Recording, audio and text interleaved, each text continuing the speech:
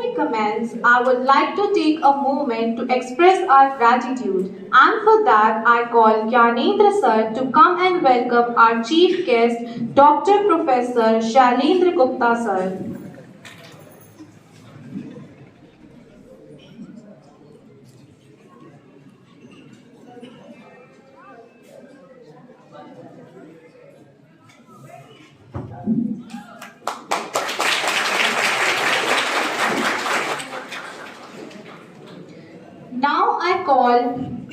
Now I call upon our respected Neetu ma'am and respected principal sir to honor the chief guest with memento and shawl along with the two prestigious book of our institution, that is Shatabdi Samarika and Right to Health, Problems and Future Prospects.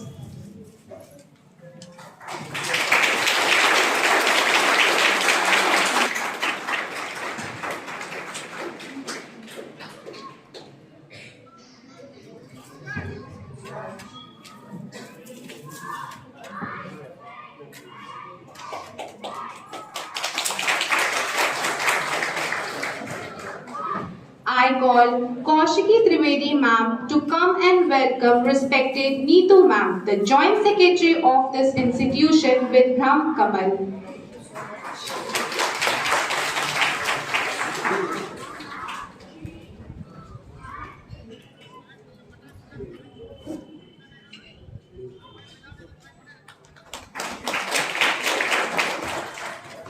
I call Prabhat sir to come and welcome our respected principal sir, Dr. Vipin Chandra Kaushik sir with Brahm Kamal.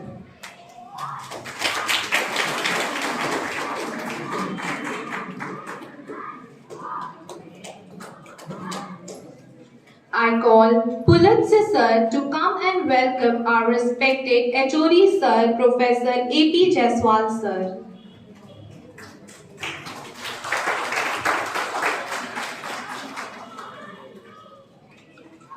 I call Ruchi Maurya ma'am to come and welcome our respected Ram Bhagar sir.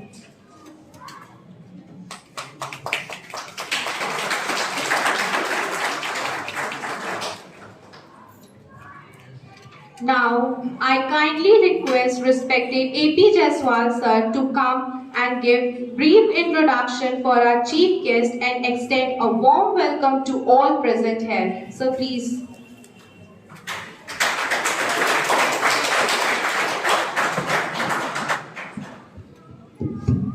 सभी को मेरा प्रणाम। मंच पे आज के कार्यक्रम की अध्यक्षता कर रही हमारे बोर्ड ऑफ मैनेजमेंट की ज्वाइंट सेक्रेटरी नीतू मैम, जिस विषय पे व्याख्यान है मानवाधिकार पे धरातल पे कैसे उतारा जाता है, वो खुद इसकी एक उदाहरण। अगर आप सोशल मीडिया या अखबार पढ़ते होंगे तो कोई ऐसा सप्ताह नहीं जाता जिसमें वो मानवाधिकार के संरक्षण के लिए कोई ना कोई कार्य करे।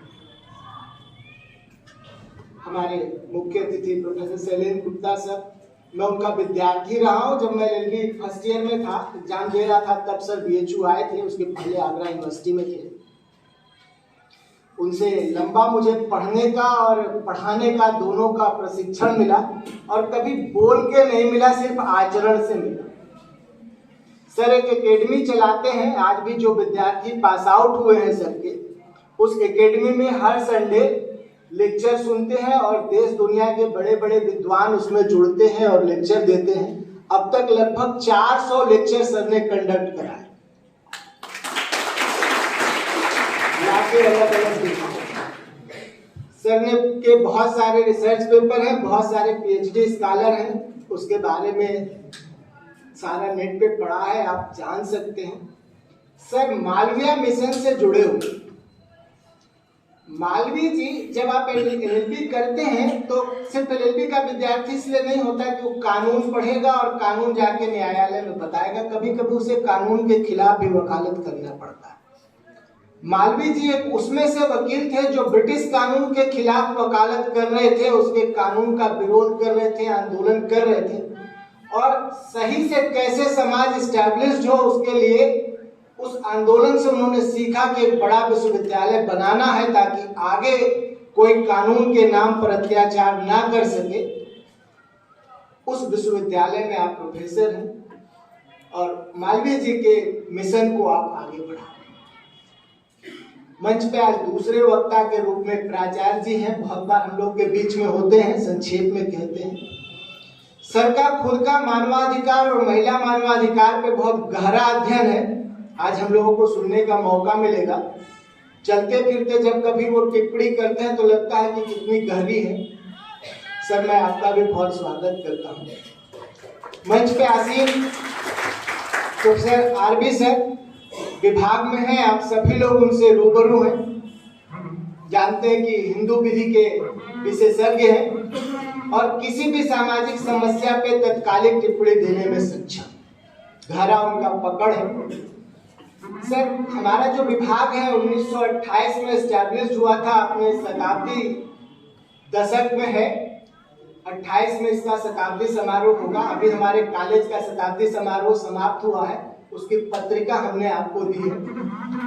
हमने इस बार विभाग में जो हमारा इस बार का विभाग में कैलेंडर था, जो हम लोगों को कार्यक्रम करना था पढ़ाई लिखाई के बाद, BA LLB और LLB दोनों का एक ओरिएंटेशन प्रोग्राम कराना था, एक ऐसे कंपटीशन कराना था और डिस्ट्रिक्ट लीगल सर्विस अथॉरिटी के साथ मिलकर लीगल एग्जीबिशन कराना था और कॉन्स्टिट्यूशनल डे पे कार्यक्रम करना था और ह्यूमन राइट डे। तो आज उसका एक कड़ी है ह्यूमन राइट डे के प्रोग्राम का। इस बीच में मैं करा नहीं पाया, वो मेरा छात्रों से प्रॉमिस था, मैं खुद उसमें असफल हुआ। एक क्लाइंट काउंसलिंग का मेरे को कार्यक्रम कराना था आर्बिट्रेशन काउंसिलेशन में, जो मैं करा नहीं पाया, लेकिन अगले सेशन में मैं उसे कंडक्ट कराऊंगा। और 27-28 दिसंबर को से हमारा पहला राष्ट्रीय मूड कोर्ट कंपटीशन प्रस्तावित है। उसमें अभी तक 7 टीमें रजिस्टर्ड हुई हैं, उसमें तमिलनाडु की टीम है, Asian school of cyber law की टीम है, देहरादून से है, लखनऊ विश्वविद्यालय से है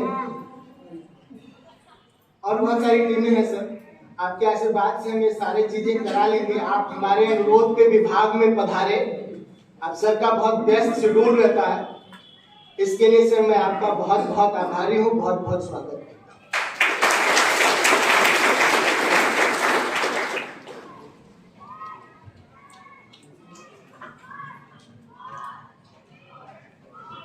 Thank you so much, sir. Respected Neetu ma'am, you have been an influential figure for all of us and we are privileged to have you here today. Ma'am, I kindly request you to come and share a few words with us. Please, ma'am.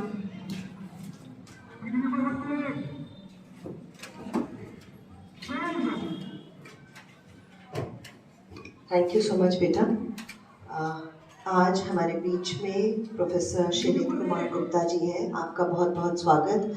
मैं प्रबंध समिति की तरफ से, अपने college के सारे शिक्षकों की तरफ से आपका स्वागत कर रही हूँ कि आपने कॉलेज में हम लोगों को, हमारे बच्चों को अपने इस जो आज का विषय है मानवाधिकार, उसके बारे में आप हम लोगों को बताएंगे, चर्चा करेंगे और हमारे बीच में एक जागरूकता होगी जो हमारे आगे जीवन में बराबर काम आने वाली है। प्रोफेसर जायसवाल जी, आपका निरंतर जो एक प्रयास रहता है बच्चों को अलग अलग विषयों के बारे में इस तरह के सेमिनार्स हो पाए, ये हमारे कॉलेज के एक जो एनवायरनमेंट है उसके लिए बहुत अच्छा है। मैं आपको धन्यवाद देती हूँ और आपके साथ प्रिंसिपल सर हमेशा लगे रहते हैं, तो मैनेजमेंट कमेटी की तरफ से रिप्रेजेंटेटिव होने के नाते thank you very much. Doctor Bux ji, आप हमारे बीच में हैं और आज हमारे बच्चे आपको सुनेंगे, कुछ जो टीचर्स यहाँ प्रेजेंट हैं वो सुनेंगे, तो मैं आप लोगों का ज़्यादा समय नहीं लूँगी क्योंकि जब मुख्य वक्ता हमारे बीच में हो तो हम स्वागत कर लें और उनको धन्यवाद कर लें, ये इनफ होगा। उनको सुनने के लिए आप सब लोग आए हुए हैं। मानव अधिकार जो विषय है और जिसको हम लोग साल में हर बार आज एक दिन उसके बारे में चर्चा करते हैं, आई थिंक उसके बारे में जागरूक होना, चाहे वो आजकल की बालिकाएं हैं, महिलाएं हैं और चाहे पुरुष भी हों, उन दोनों के लिए इसलिए उपयोगी है क्योंकि बहुत बार जब अपने अधिकारों का हमको ज्ञान नहीं होता है तो एक कॉन्फिडेंस जब उस ज्ञान से आता है उससे हम वंचित रह जाते हैं। बहुत चीज़ें हमारे कॉन्स्टिट्यूशन ने हमको as a matter of right provide कर रखी हैं। अगर आप देखें तो बहुत, चाहे वो वनवासी कल्याण आश्रम हो, वहाँ के लोग हों, बहुत चीज़ें हम लोगों को नहीं पता है। और सरकार की तरफ से ये जो एक प्रयास हो रहा है of spreading literacy, this is a part of spreading literacy. आपके बारे में, आपके जो अधिकार है उसके बारे में जानना हमारा राइट है। तो आई होप आज जो सारे वक्ता हमारे बीच में हैं वो आपको बहुत सारा ज्ञान आपके लिए अर्जित करेंगे और आप लोग उसको ध्यान से सुनेंगे। Thank you so very much all of you जो आप लोग स्टेज पर हैं और ये सारा प्रयास करने के लिए। I welcome all of you. Thank you again children.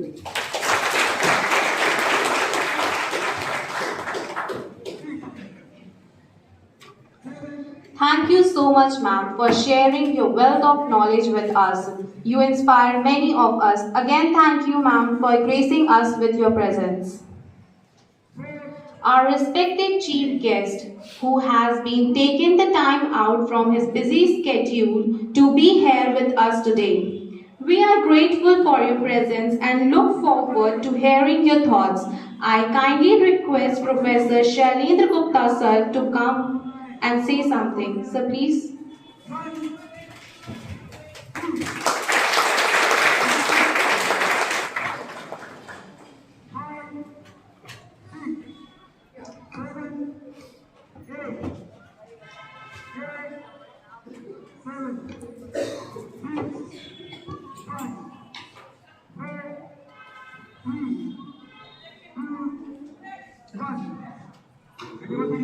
Brahma गुरुर्विष्णुः गुरुर्देवो महेश्वरः गुरुर्साक्षात् परब्रह्म तस्मै श्री गुरुवे नमः। आदरणीय Shrimati Nitu Singh ji, joint secretary of management committee, आदरणीय प्रधानाध्यापक प्रोफेसर विपिन चंद्र कौशिक जी, प्रोफेसर अजय भूपेंद्र जायसवाल जी, विभाग अध्यक्ष विधि विभाग प्रोफेसर राम बख्श जी, इस कॉलेज के और विधि विभाग के सभी सम्मानित अध्यापकगण, प्रिय विद्यार्थियों, भाइयों एवं बहनों, मैं आप सब लोगों को प्रणाम करता हूं, अपना स्नेह प्रेषित करता हूं।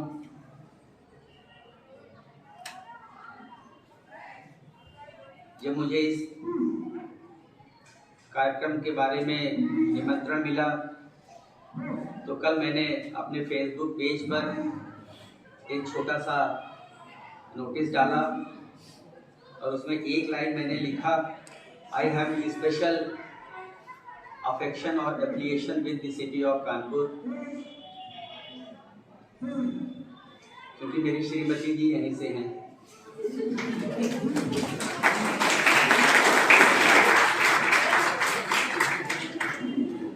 आप मेरी मजबूरी भी समझ सकते हैं।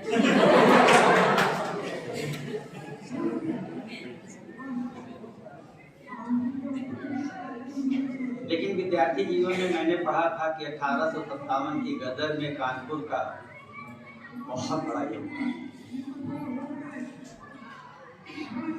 मैं जब ट्रेन से आ रहा था तो मैंने कल नोटिस किया कि 2-3 किलोमीटर पहले से ही यहाँ पर सैनिक छावनी शुरू हो जाती है। तो मैं सोच रहा था कि मेरे मन में जिज्ञासा है कि ये जो कैंटोनमेंट एरिया है ये खत्म ही नहीं हो रहा है, कब स्टेशन आएगा। आज मेरे ध्यान में आया कि इतना बड़ा कैंटोनमेंट एरिया कानपुर में बनाने की क्या जरूरत थी। तो मुझे याद आया कि 1857 में यहाँ विद्रोह हुआ था, तो अंग्रेजों ने सोचा होगा कि सबसे बड़ी सेना यहाँ रखना जरूरी है। अगर हमने कानपुर को कंट्रोल कर लिया तो शायद पूरे नॉर्थ इंडिया को कंट्रोल कर ले, शायद ये कारण रहा होगा।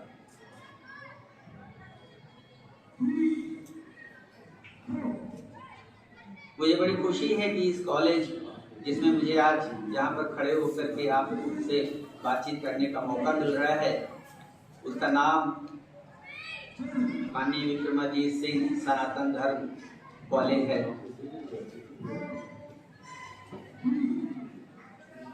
मुझे बहुत खुशी है कि इस कॉलेज के नाम में दो विशेष शब्द जुड़े हुए हैं, और वो है सनातन और दूसरा है धर्म। मुझे नहीं मालूम कि आप लोगों को इस बात का गर्व होता है या नहीं होता है, लेकिन मुझे बहुत इस बात का आज गर्व हो रहा है कि मुझे एक ऐसे कॉलेज में खड़े होकर के बातचीत करने का सौभाग्य प्राप्त हो रहा है जिसके नाम में ही सनातन और धर्म। शायद जो आधुनिक शिक्षा से पढ़े हुए कॉन्वेंट एजुकेटेड लोग होंगे वो इन दोनों शब्दों से कुछ दूरी बनाने की कोशिश करते होंगे, सोचते होंगे कोई बहुत पिछड़ा हुआ बोंगापंथी, क्या सनातन क्या धर्म। और मैं इसी पर आज बात करने वाला हूं।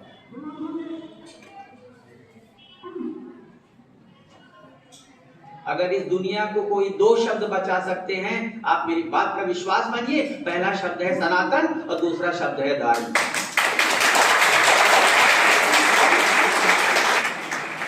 और कोई तीसरा शब्द नहीं बचा पाएगा इस दुनिया को, मानवाधिकार भी नहीं बचा पाएगा। जो आपने मुझे विषय दिया है मानवाधिकार, आई एम वेरी सॉरी।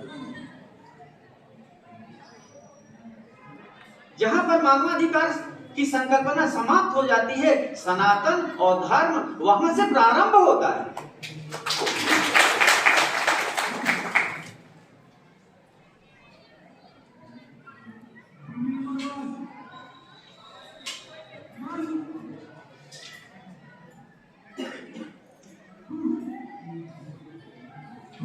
आप एक ऐसे शहर से संबंध रखते हैं, एक ऐसे कॉलेज से संबंध रखते हैं। अभी मुझे प्रोफेसर भूपेंद्र जी ने बताया, मैंने उनसे पूछा, कहीं से मुझे ध्यान में था एक बात, मैंने उनसे पूछा कि क्या पंडित दीनदयाल उपाध्याय जी का संबंध कानपुर से था? बोले सर इसी कॉलेज के पढ़े हुए हैं,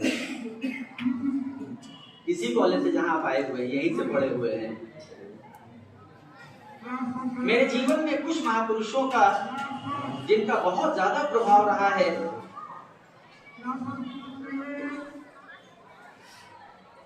अगर ऐसे 5-6 लोगों की मैं लिस्ट बनाऊं तो शायद पंडित दीनदयाल उपाध्याय जी भी कुछ 6-7 की लिस्ट में शामिल होंगे।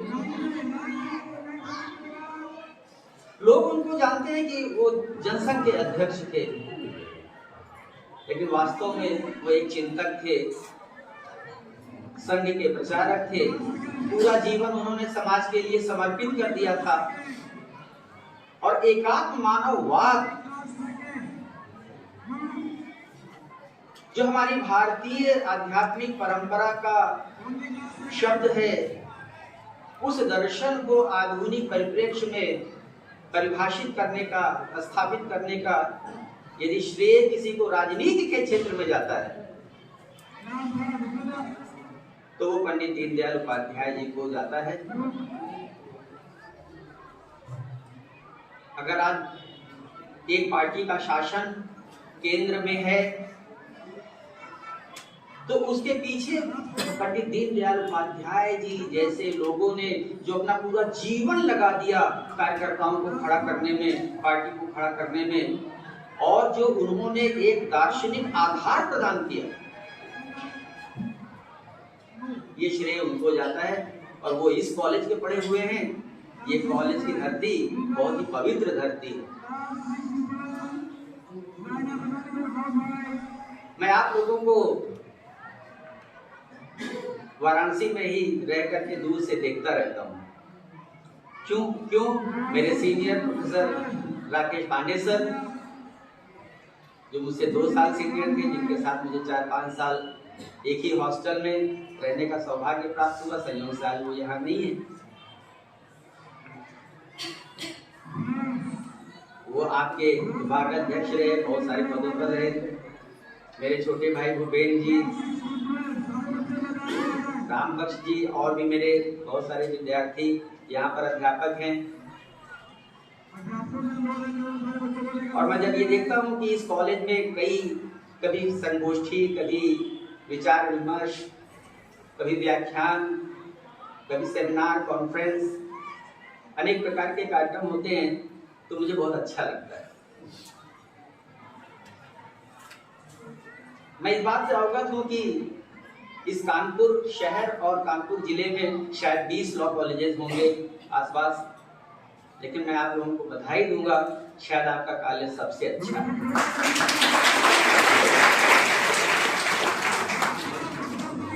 मुझे शायद ये भी पता चला है कि यहाँ पर BA LLB का भी कोर्स शुरू हो गया है, जो एक बहुत बड़ी, एक बहुत सालों से एक मांग थी। आजकल BA LLB कॉलेज ही खुल रहे हैं ज्यादातर, लेकिन अगर कॉलेज खोलने का उद्देश्य पैसा कमाना है तो फिर क्वालिटी शायद नहीं आ पाएगी। और ये कॉलेज जो है वो अपनी परंपरा के लिए, अपने उच्च मापदंडों के लिए जाना जाता है। और यहाँ पर अगर BA LLB कोर्स खुला हुआ है तो वो और भी अच्छा होगा। यहाँ के विद्यार्थी बहुत अच्छे होंगे। मैं 2011 से लेकर के 2020 तक अपने faculty of law Banaras university में legal aid and service training का एग्जीक्यूटिव डायरेक्टर था, और लगभग 10 सालों में हम लोगों ने परिश्रम करके उस लीगल एड क्लिनिक को पूरे नॉर्थ इंडिया की one of the best legal aid clinic बनाया। आप उसके फेसबुक पेज पर आ सकते हैं, देख सकते हैं कितने प्रकार के एक्टिविटीज कर रहे हैं। 60 स्टूडेंट मेरे अंडर में रहते थे, और हम लोग दिन रात, कभी कभी रात में 9 बज जाता था, 10 बज जाता था। जब हम लोग कार्यक्रम करते थे तो रात में 10 भी बज जाता था कॉलेज में, और कई बार बजता था। बहुत सारे एक्सपेरिमेंट हम लोगों ने किए, और एक ऐसा समय आ गया मेरे कॉलेज में जबकि लीगल एड क्लिनिक का मेंबर बनने की होड़ थी हमारे स्टूडेंट्स में, और हमें रिटेन टेस्ट और पर्सनैलिटी टेस्ट लेना पड़ता था। और जब मैं ये देखता हूँ कि इस कॉलेज में भी लीगल एड क्लिनिक बहुत ही सक्रिय है, यहाँ के अध्यापक, विद्यार्थी अनेक कार्यक्रम चलाते रहते हैं, मैं आप लोगों को विशेष रूप से बधाई देना चाहता हूँ, शुभकामनाएं देना चाहता हूँ।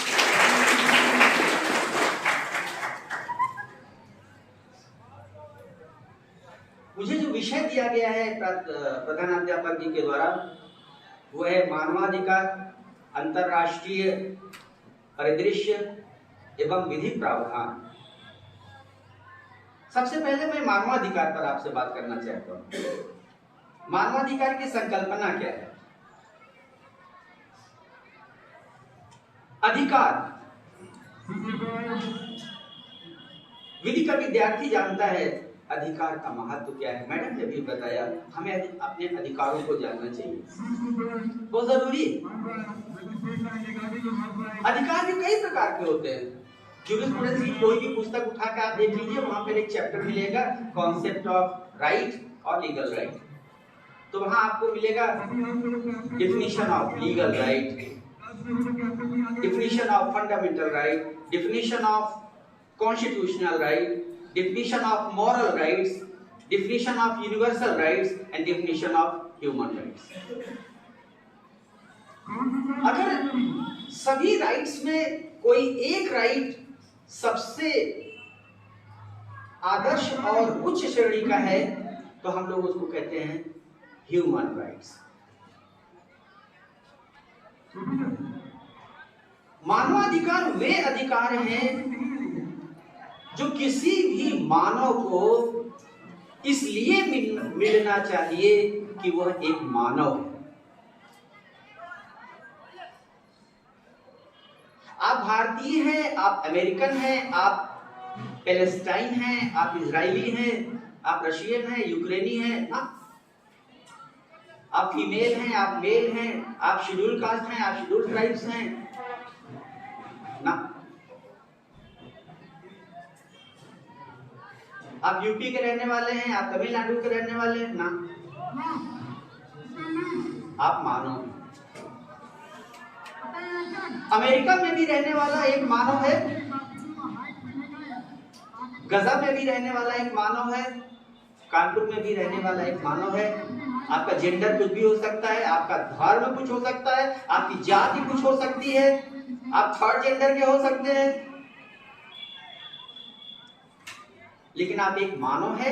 इसलिए यदि आप मानव हैं तो सभी मानवों को समान अधिकार प्राप्त होना चाहिए। यही मानव अधिकार है।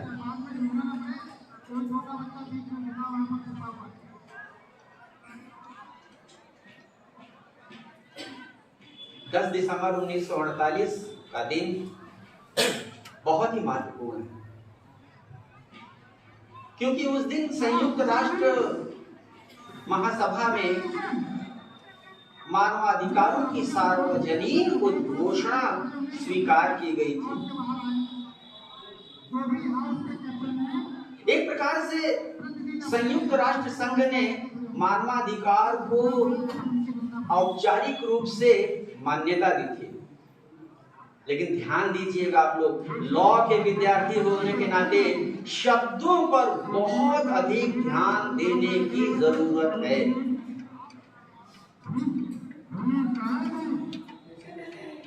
ये मानवाधिकारों की गारंटी नहीं दी गई 10 दिसंबर को। अगर आप ये सोच रहे होंगे कि मानवाधिकारों की हमको गारंटी दे दी गई 10 दिसंबर को, तो आप सही जगह पर नहीं खड़े हुए। वो मानवाधिकारों की उद्घोषणा है, declaration. That is only declaration. There is a difference between recognition, legal recognition and declaration. It is merely a declaration. Are you getting my point?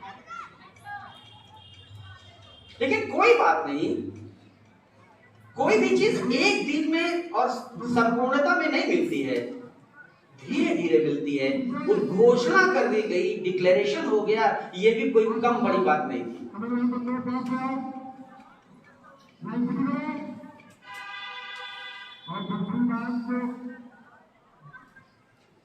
मानवाधिकारों की उद्घोषणा करने में अमेरिका और यूरोपीय देशों का, जहां तक मेरी अंडरस्टैंडिंग है, बहुत बड़ा योगदान है। हमें उनके लिए शायद उस कार्य के लिए उनके प्रति आभारी भी होना चाहिए, यूरोपियन देशों के और अमेरिका के।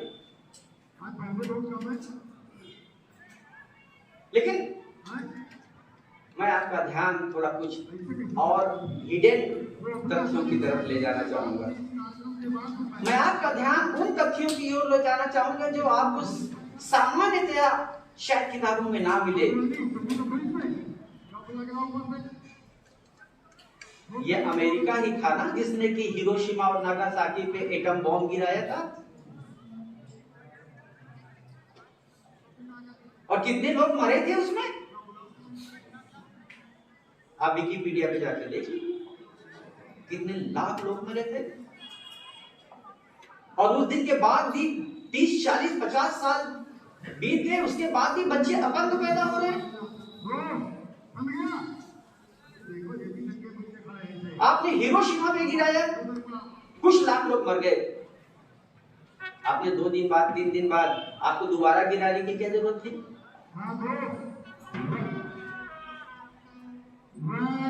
आपने दोबारा भी गिराया, फिर 2-3 लाख लोगों को मारा।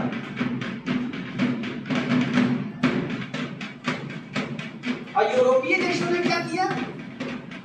द्वितीय विश्व युद्ध के दौरान अकेले जर्मनी में, आप ध्यान से सुनिएगा, अकेले जर्मनी में हिटलर ने 10 लाख यहूदियों को मार डाला। 10 लाख। 10 लाख पता है ना? 10 लाख किसको कहते हैं?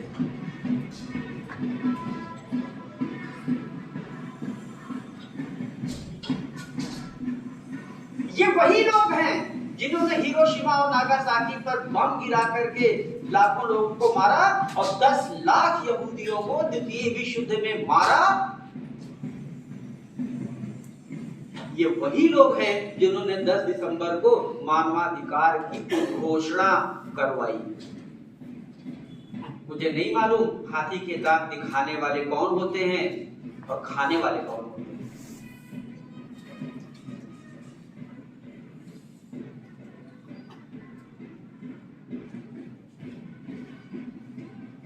इसको होलोकॉस्ट कहते हैं। कई मूवीज बनी है बॉलीवुड की ज्यूस की होलोकॉस्ट पर। होलोकॉस्ट का मतलब मास मर्डर।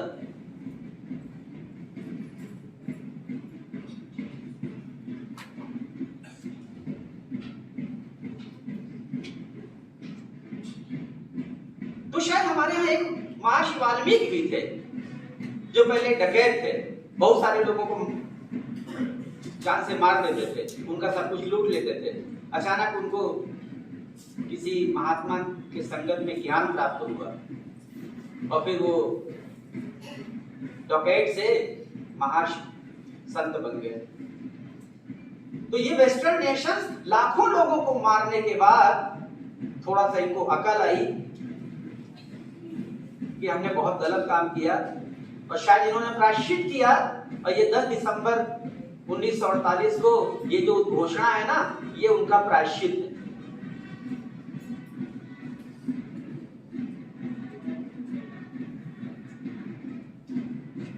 मित्रों,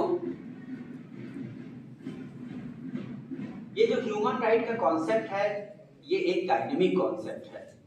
it is not a static concept. और इसलिए आप इंटरनेशनल लॉ या ह्यूमन राइट की कोई भी पुस्तक उठा करके आप देखें, first generation human right, second generation human right, third generation human right, now fourth generation human right, शायद 5 साल बाद फिफ्थ जनरेशन भी आ जाएगा। जैसे हमारे मोबाइल का वर्जन अपडेट होता रहता है, वैसे ही ह्यूमन राइट एक कॉन्सेप्ट है, उसका भी वर्जन अपडेट होता रहता है। First generation human right political right, second generation human right social and economic right, third generation human right cultural right, fourth generation human right right to peace, right to environment, right to development. ये हो गया third generation human right. आगे चल करके शायद आप 5 साल बाद पढ़ेंगे कि फोर्थ जनरेशन आ गया। बड़ा आंदोलन चल रहा है, वो आंदोलन सुप्रीम कोर्ट तक पहुंच गया। लोग कह रहे हैं सेम सेक्स मैरिज को लीगलाइज करो।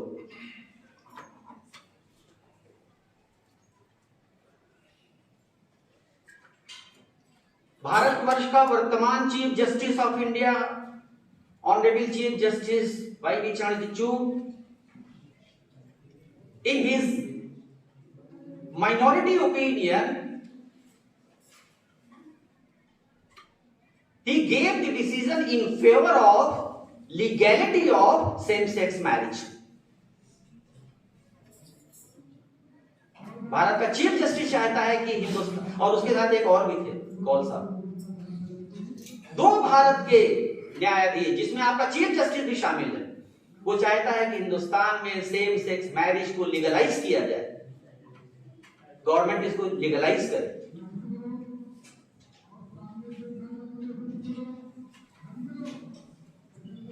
लोग कहते हैं कि ये ह्यूमन राइट है हमारा, ये हमारा ह्यूमन राइट है, same sex marriage should be legalise, same sex marriage, same sex relationship should be recognised by the law. और सुप्रीम कोर्ट ने तो सेम सेक्स को पहले ही डिक्रिमिनलाइज कर दिया है। स्टूडेंट को मालूम है सब, डिक्रिमिनलाइज कर दिया इसको। अब उसके आगे का ह्यूमन राइट, हम सेम सेक्स में रहना चाहते हैं, लेकिन अब उसके आगे का एक और ना, सेम सेक्स हम रहना चाहते हैं, अब वो मेरे पार्टनर को हस्बैंड वाइफ के रूप में गवर्नमेंट लीगली रिकॉग्नाइज करे, ये मेरा ह्यूमन राइट है।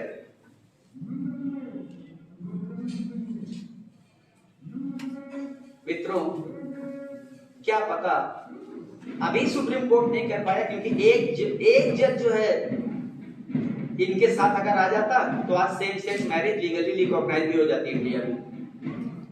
लेकिन 3 जज एक तरफ थे, ये दोनों लोग माइनॉरिटी में। आपका chief justice of India minority में हो गए। बहुत ही मजेदार बात है, आप उस केस को पढ़िए। Generally chief justice of India minority में नहीं होता है। क्यों? अरे बेंच तो वही कॉन्स्टिट्यूट करता है ना। किस केस को कौन सा बेंच सुनेगा? Who constitute that bench? It is the chief justice of India. तो मैं बेवकूफ हूं? अगर मैं चीफ जस्टिस होऊंगा तो मैं बेवकूफ हूं? मुझे इतना अकल नहीं है कि मैं बेंच पे किसको किसको रखूं? तो मैं पहले ही प्रिकॉशनरी प्रिंसिपल अपनाऊंगा, और जो मेरे विचारधारा का होगा, सेम सेक्स मैरिज का समर्थक होगा, उसको मैं रख दूंगा वहां पे। इसलिए chief justice plays a very important role. Decision क्या आएगा? जम्मू कश्मीर के मामले में 370 के एबॉलिशन के मामले में सुप्रीम कोर्ट का क्या डिसीजन आएगा? किसी भी केस में सुप्रीम कोर्ट का क्या डिसीजन आएगा? चीफ जस्टिस का 50% रोल होता है, क्योंकि वही तो बेंच फॉर्म करता है। लेकिन चीफ जस्टिस साहब गच्चा खा गए इस केस में। वो चाहते रहे होंगे कि, क्योंकि हार्वर्ड के पढ़े हुए हैं,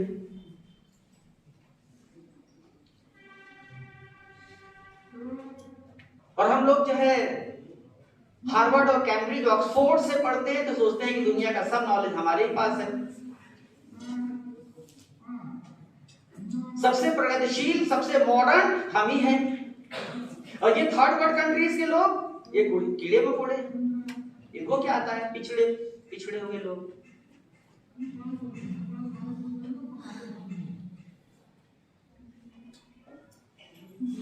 फ्रेंड, ह्यूमन राइट जो है वो इंटरनेशनल लॉ में पढ़ाया जाता है। मेरे यहाँ जो पेपर है उसका नाम है international law and human right. मतलब इंटरनेशनल लॉ की किताबों में एक बड़ा सा चैप्टर ह्यूमन राइट का मिल जाएगा।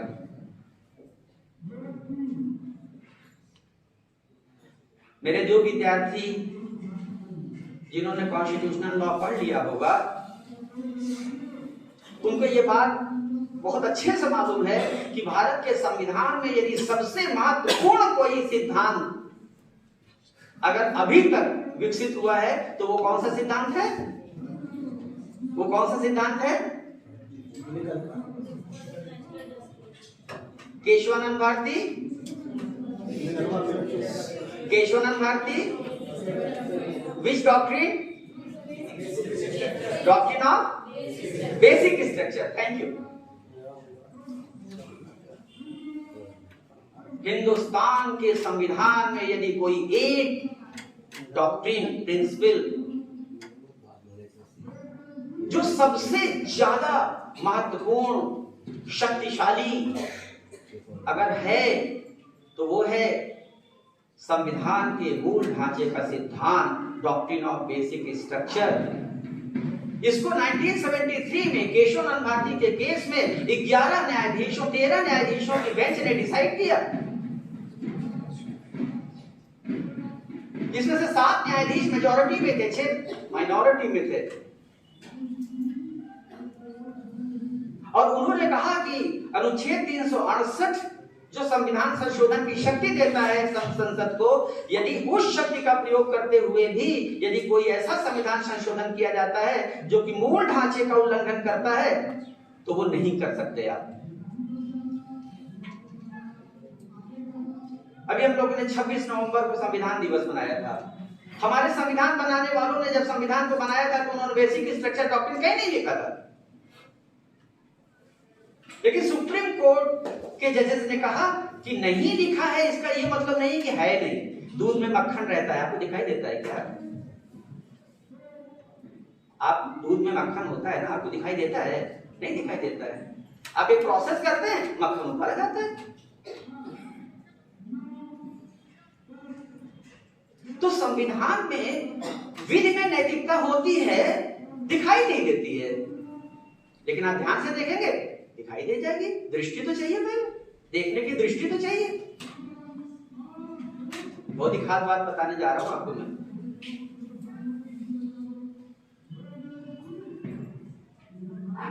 सभी मानव में प्रभु निवास करते हैं,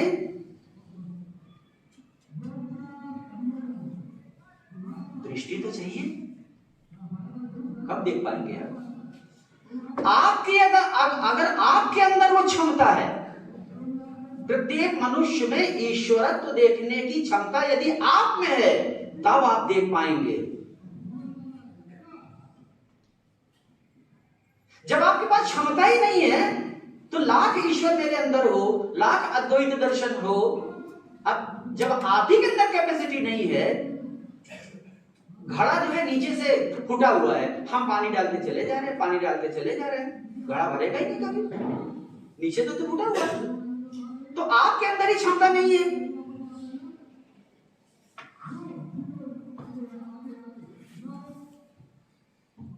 तो पहले हम अपने अंदर तो क्षमता उत्पन्न करें, मनुष्यत्व देखने का, दूसरों में अच्छाई देखने का।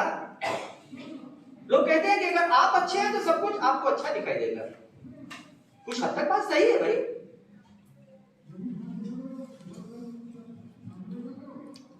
खैर, मैं इंटरनेशनल लॉ पर वापस आना चाहूंगा। अभी इस पॉइंट पर मैं फिर आऊंगा। इंटरनेशनल लॉ का मैं तो विद्यार्थी नहीं हूं, बहुत पहले पढ़ा था, लेकिन कुछ मैंने बीच में पढ़ाई करी। तो इंटरनेशनल लॉ में भी बेसिक स्ट्रक्चर की डॉक्ट्रिन है, और उसको कहते हैं थियरी ऑफ जस्ट कोजेंस। रोमन भाषा का शब्द है थियरी ऑफ जस्ट कोजेंस। उसके लिए एक और भी एक्सप्रेशन है, पेरेंटरी नॉर्म्स, आदेशात्मक मापदंड। तो ये थियरी ऑफ जस्ट कोजेंस या आदेशात्मक मापदंड इंटरनेशनल लॉ में क्या है? देखिए, दो तीन चीजें हैं। इंटरनेशनल लॉ कहता है, इंटरनेशनल लॉ के कुछ मूलभूत सिद्धांत हैं, जैसे एंटी कॉलोनियलिज्म फर्स्ट। एक समय ऐसा था पूरा अफ्रीका कॉलोनी थी, गुलाम था। किसका? यूरोपियन देशों का।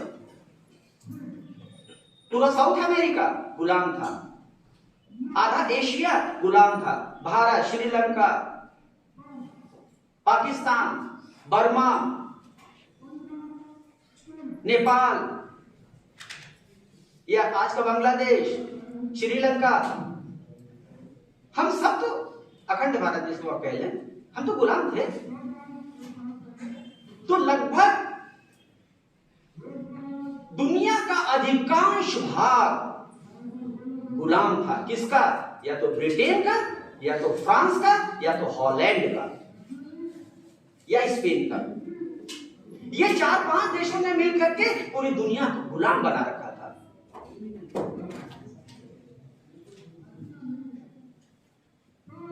और इसलिए इंटरनेशनल लॉ में, जब इंटरनेशनल लॉ धीरे धीरे विकसित हुआ, तो पहला सिद्धांत आया, we can not recognise colonialism.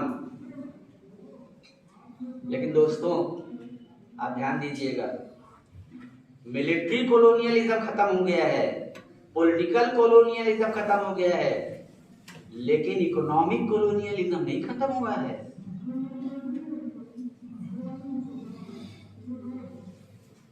Mental colonialism नहीं खत्म हुआ है। हम आप सब अभी भी मानसिक रूप से पश्चिम के गुलाम बने हुए हैं।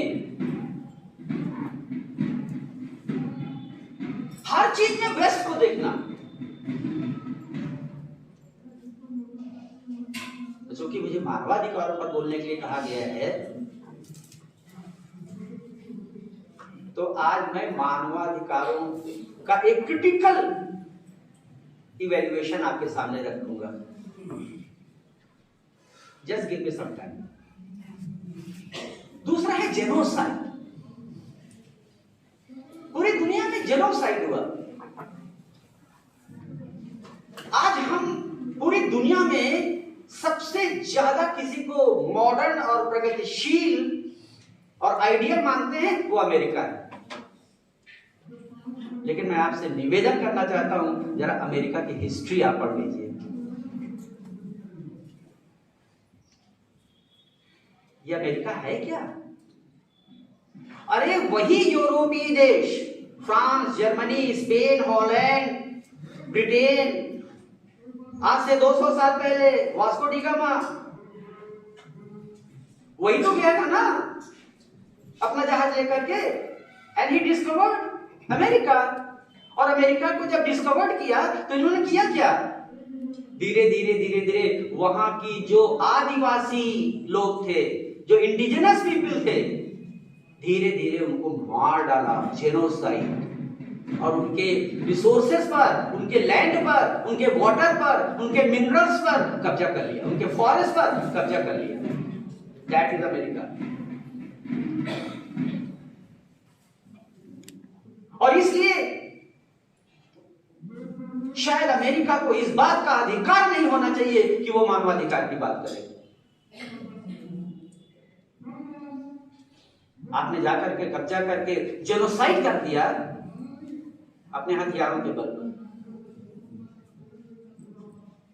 और इसलिए जब हम मानवाधिकारों की बात करते हैं तो ना हमें अमेरिका की तरफ देखना चाहिए, ना हमें ब्रिटेन की तरफ देखना चाहिए जिसने 200 साल तक हमको गुलाम बना करके रखा, और 1857 में कितने हजार लोगों को यही कानपुर में काट करके मार दिया गया ब्रिटिश सेना के द्वारा।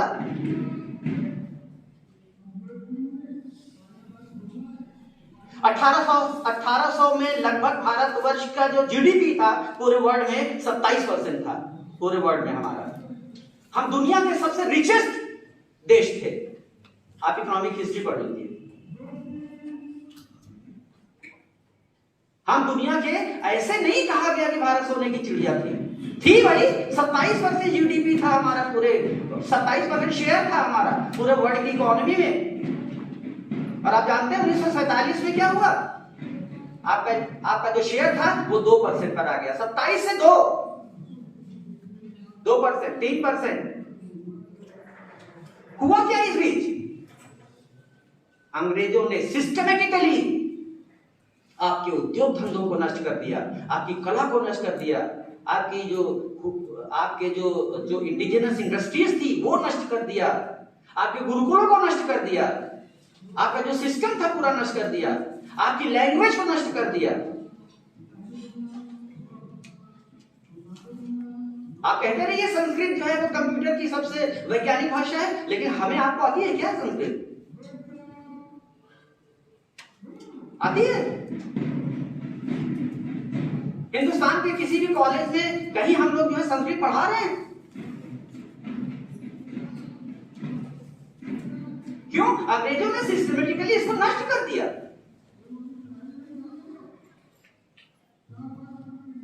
अरे गवारों की भाषा अंग्रेजी को लाकर के हमारे सर के ऊपर रख दिया।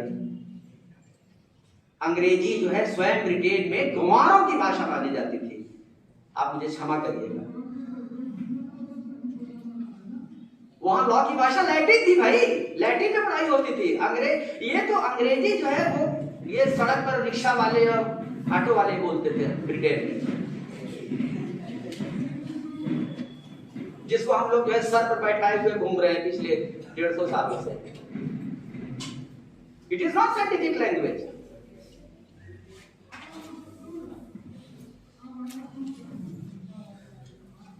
तो मित्रों, मैं ये आपको कहना चाहता हूं कि देखिए ये जो ह्यूमन राइट है, ह्यूमन राइट के बारे में ये कहा गया कि ह्यूमन राइट, मैंने अपने पोस्ट में लिखा लिंक्डइन पर और फेसबुक पर कि मुझे कहा गया है बोलने के लिए प्रधानाचार्य जी के द्वारा इंटरनेशनल पर्सपेक्टिव और लीगल प्रोविजन।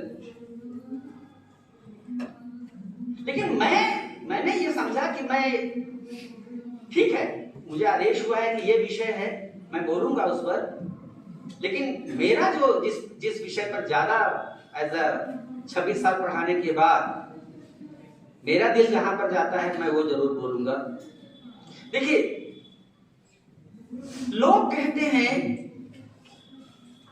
अधिकारों के बारे में जागरूक बनिए। आपकी लीगल एड क्लिनिक जब भी कोई कार्यक्रम करती है अधिकारों के बारे में जागरूकता फैलाती है, फैलाना भी चाहिए, मैं ये नहीं कह रहा हूं। फंडामेंटल राइट सबको जानना चाहिए, लेकिन कभी आपने राइट का कॉन्सेप्ट भी पढ़ा है? अगर आप राइट प्रूडेंशियल कॉन्सेप्ट पढ़िए तो उसमें ये है कि if right exist there should right will exist only if somebody performs his duty. मेरा राइट है आपके खिलाफ, इसका मतलब कि आपकी ये ड्यूटी है कि towards me you should do something. अगर मेरा राइट टू प्राइमरी एजुकेशन है, right to primary education is my fundamental right, तो कोई स्कूल कॉलेज खोलेगा तभी ना मुझे एजुकेशन मिलेगी, उसमें टीचर होंगे तभी ना एजुकेशन मुझे मिलेगी। स्कूल कॉलेज नहीं होगा, टीचर नहीं होंगे, बजट नहीं होगा और मुझे मिल जाएगा right to education is my fundamental right. What a nonsense.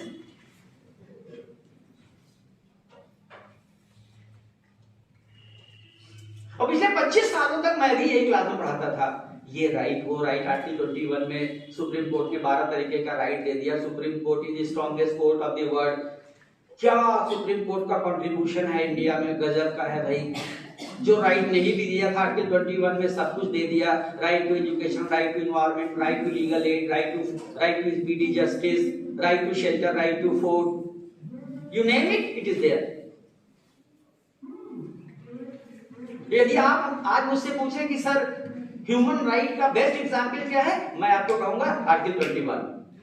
Article 21 right to life and personal liberty is one of the best example of human right.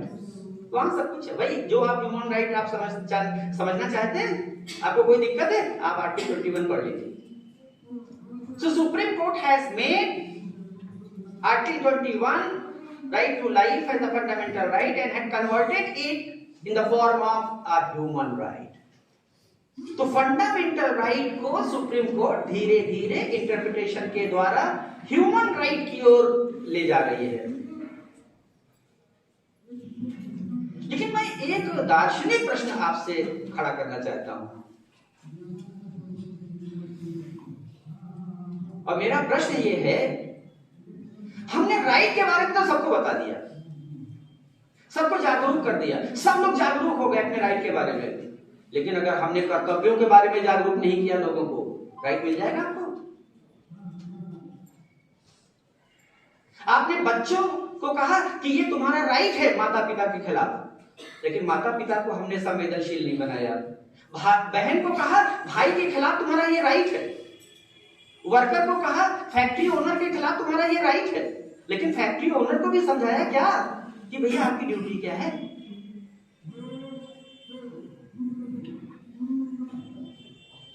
Wife को समझाया कि हस्बैंड के खिलाफ भी तुम्हारा राइट है,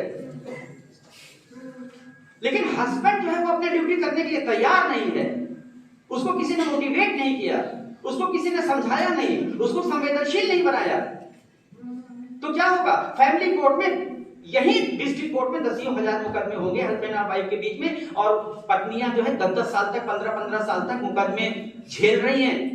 क्यों? उनका पति संवेदनशील है। आप लीगल एड क्लिनिक चलाते रहिए, रोज जागरूकता का कार्यक्रम करते रहिए। मैंने 9 साल तक किया, इसी काम को मैंने 10 साल किया है, और 10 साल काम करने के बाद में मुझे ये अकल आई कि मैंने जो कुछ किया शायद उसका डायरेक्ट, ठीक है मैंने जो कुछ भी किया अच्छा किया, मेरे 60 स्टूडेंट वॉलंटियर थे, अच्छा किया, लेकिन उसके और आगे जाने की जरूरत है। क्यों? राइट राइट राइट राइट चिल्लाने से काम नहीं चलेगा। आपने फंडामेंटल राइट कॉन्स्टिट्यूशन में दे दिया, फंडामेंटल ड्यूटी कहां है भाई? फंडामेंटल राइट इनफोर्सिएबल है 32 में 226 में, और फंडामेंटल ड्यूटी कहां इनफोर्सिएबल है ना? हद हो गई। तो हमें मालूम है कि राइट हमें तभी मिलेगा जब कोई आदमी ड्यूटी अपनी पूरी करेगा, और ड्यूटी के लिए आपने कोई मैकेनिज्म बनाया ही नहीं। और यही कारण है कि हर टीचर क्लास में आकर के यही कहता है, देखो ये जो मैं आपको राइट पढ़ा रहा हूं ना, greatest problem is implementation. Hindustan में सबसे बड़ी लॉ की प्रॉब्लम आप जानते हैं क्या है? Implementation of laws.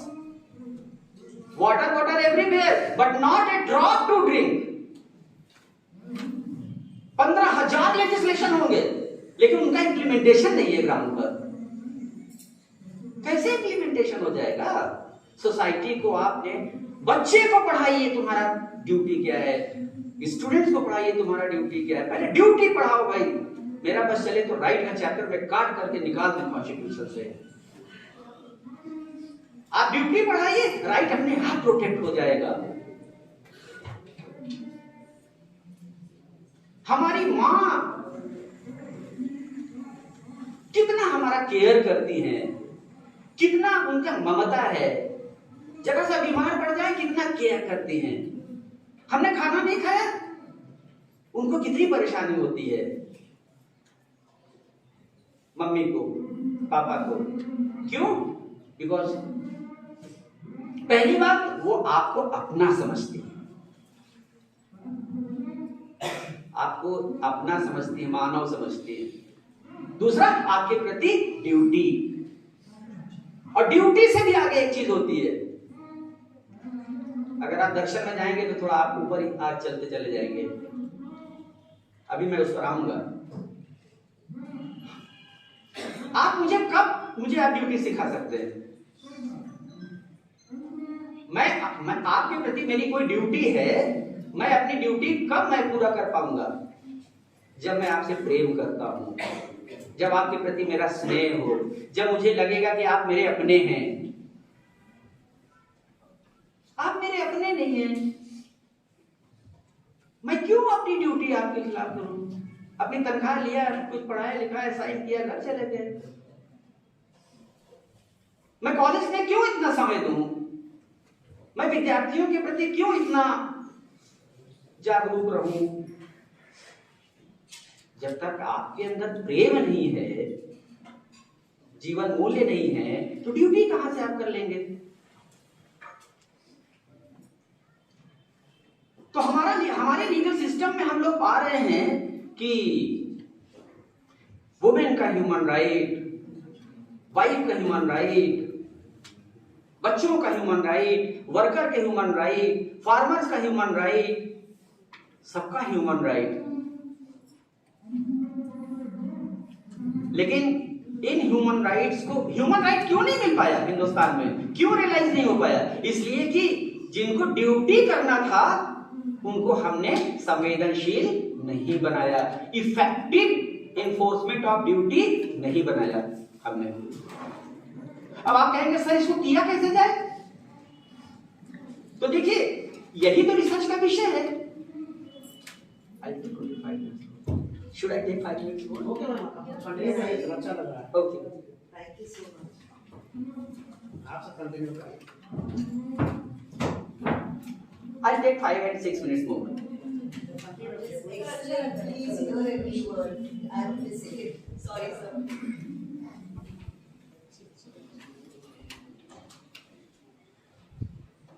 देखिए, भारतीय समाज धर्म आधारित समाज रहा है।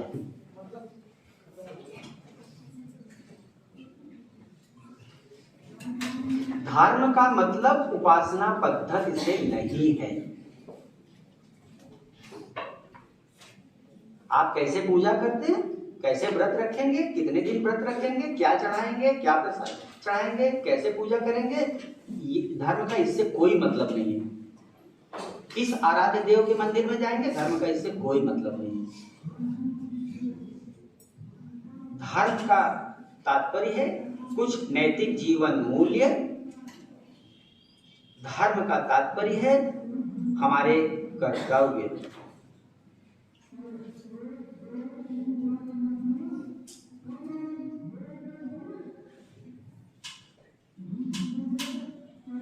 जब तक भारतवर्ष की सामाजिक व्यवस्था धर्म पर आधारित रही, हमारे यहाँ विकास हुआ, शांति रही, सुख रहा, आनंद रहा हमारे समाज में। धर्म आधारित समाज।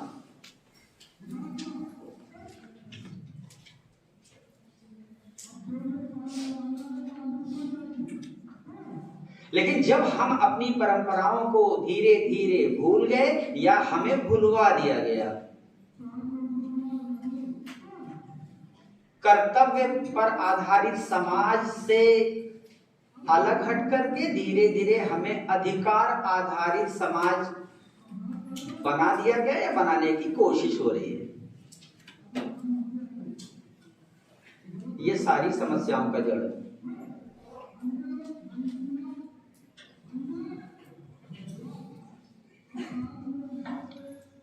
मैं आपसे थोड़ा एक मुझे विषय दिया गया था प्राचार्य जी के द्वारा, कंटेम्पोरेरी इंटरनेशनल पर्सपेक्टिव, अंतरराष्ट्रीय परिदृश्य। मैं 5-6 मिनट इस पर भी कुछ आपसे अपना विचार शेयर करना चाहूंगा। जब हम कहते हैं इंटरनेशनल पर्सपेक्टिव, हमारा ध्यान यूएनओ पर जाता है, संयुक्त राष्ट्र संघ। हमारा ध्यान सिक्योरिटी काउंसिल पर जाता है। इंटरनेशनल लॉ का हर विद्यार्थी जानता है कि अगर इंटरनेशनल लॉ में कोई एक संस्था सबसे ज्यादा शक्तिशाली विधिक रूप से है तो वो कौन सी संस्था है? कौन सी संस्था है? Security council. और सिक्योरिटी काउंसिल में है कौन? 5 दादा लोग, अमेरिका, रशिया, चाइना, है ना? 5 दादा लोग जिनके पास एटॉमिक पावर थी।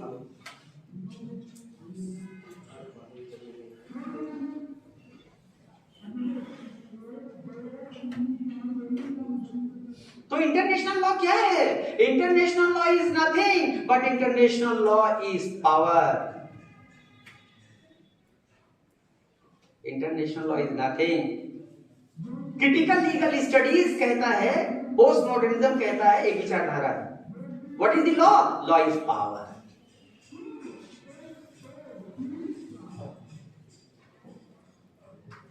यूएनओ जब बना, सिक्योरिटी काउंसिल बनी, 5 दादा लोग मिलकर के बैठ गए सिक्योरिटी काउंसिल में।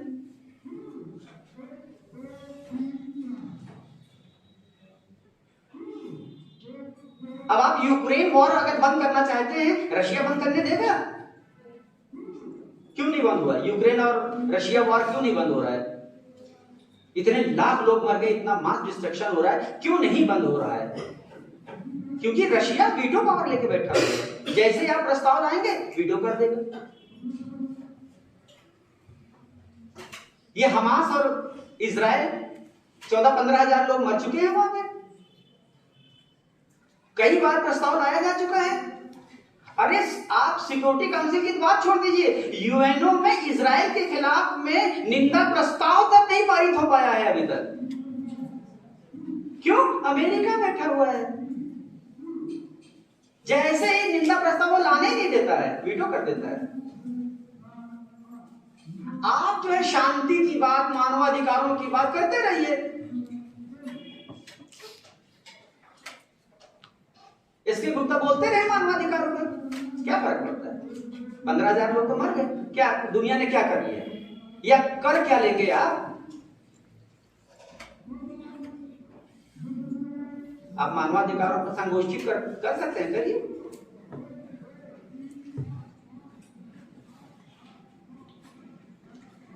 G7, G20, ये है क्या G7?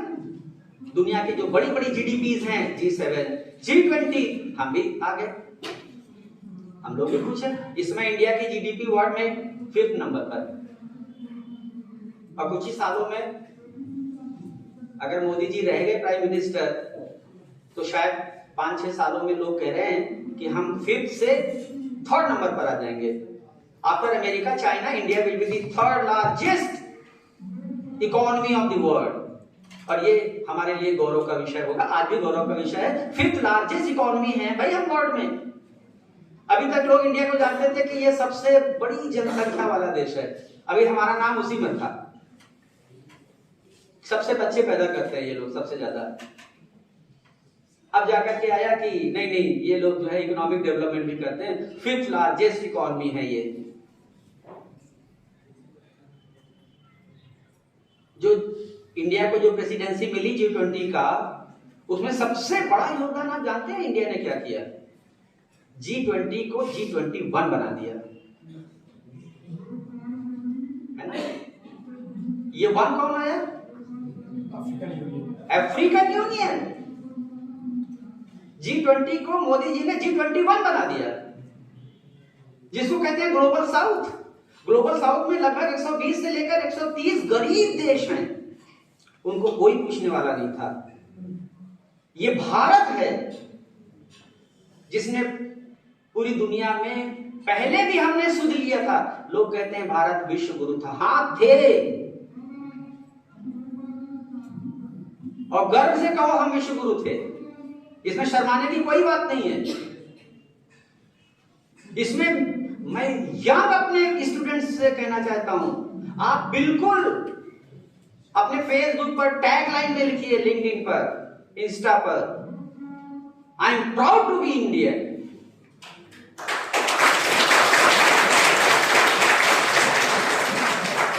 लिखिए आप सब लोग, और हम सभी 140 करोड़ लोगों को लिखना चाहिए अपने फेसबुक पर और इंस्टा पर और लिंक्डइन पर, I am proud to be Indian. क्यों? क्यों? कोई बता दे पिछले 1000-2000 साल में इंडिया ने कभी जाकर के किसी देश को गुलाम बनाया?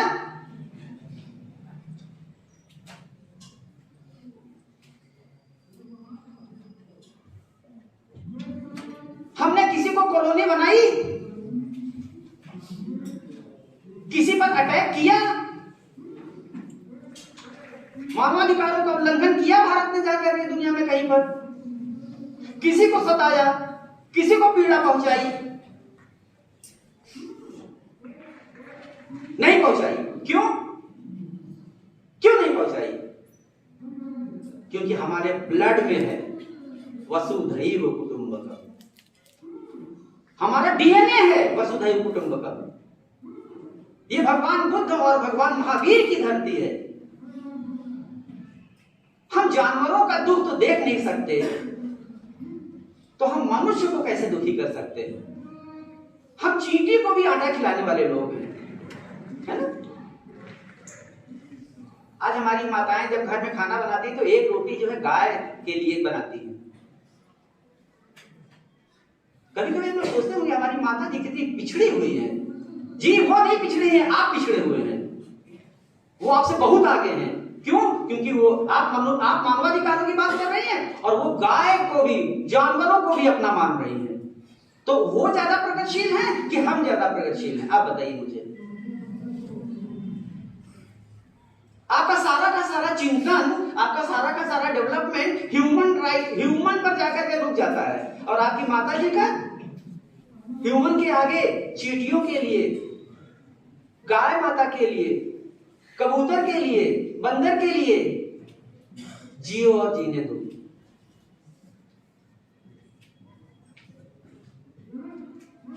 इसलिए हमें इस पर गर्व होना चाहिए।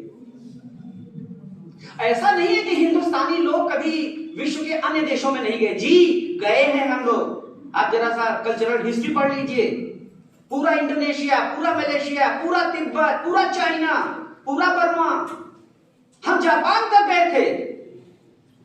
अशोक ने अपनी बेटी और बेटे को श्रीलंका में भेजा था। गांधारी अफगानिस्तान की रहने वाली थी।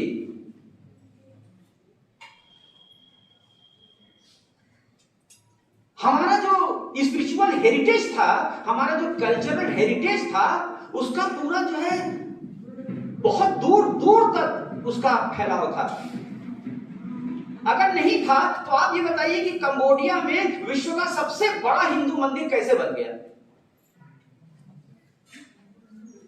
अभी भी पूरे विश्व में सबसे बड़ा हिंदू मंदिर यदि कहीं है तो वो कंबोडिया में है। कैसे बन गया?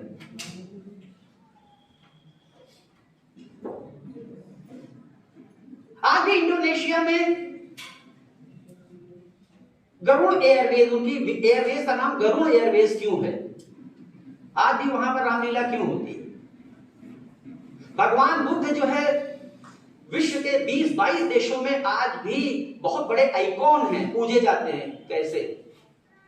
अगर हम नहीं गए, लोग कहते थे इंडिया बड़ा पिछड़ा हुआ था, इनके पास वो जहाज नहीं था, इनके पास बोट नहीं थी, इनके पास टेक्नोलॉजी नहीं थी। अरे हमारे पास नहीं थी तो हम कैसे मलेशिया पहुंच गए, कैसे इंडोनेशिया पहुंच गए? कैसे तिब्बत पहुंच गए?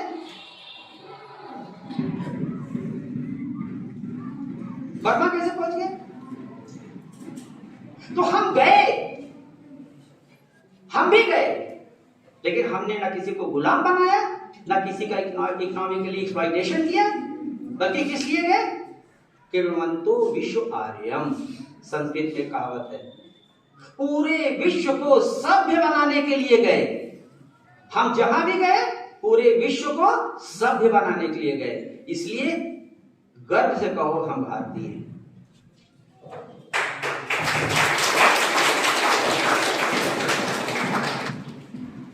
कौन आदमी अच्छा है जो दूसरे को लूटे, दूसरे को काटे, दूसरे को मारे, दूसरे को गुलाम बनाए, दूसरे का इकोनॉमिक एक्सप्लॉइटेशन करे? वो अच्छा है? ये इंग्लैंड अच्छा है, अमेरिका अच्छा है, जर्मनी अच्छा है, स्पेन अच्छा है, फ्रांस अच्छा है।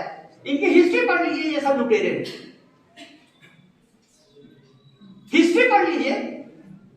और आज भी इनकी मल्टीनेशनल कॉर्पोरेशन लूट ही कर रही है। आज इकोनॉमिक एक्सप्लॉइटेशन हो रहा है, मिलिट्री एक्सप्लॉइटेशन तो नहीं हो रहा है, इकोनॉमिक मल्टीनेशनल बना करके। ये वही काम जो पहले 150 साल पहले सेना के बल पे करते थे, अब वो मल्टीनेशनल कॉर्पोरेशन के बल पे वही काम कर रहे हैं। तो मोदी जी ने G20 को G21 बना दिया।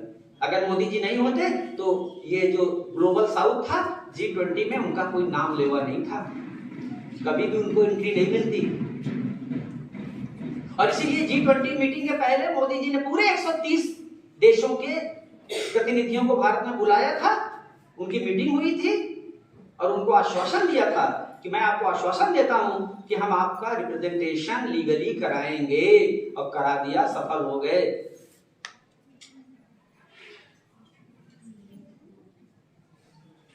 मित्रों, मैं पिछले 6-7 महीनों से लॉ बहुत कम पढ़ता हूं। मेरी रुचि जो है वो जियो इकोनॉमिक्स, जियो पॉलिटिक्स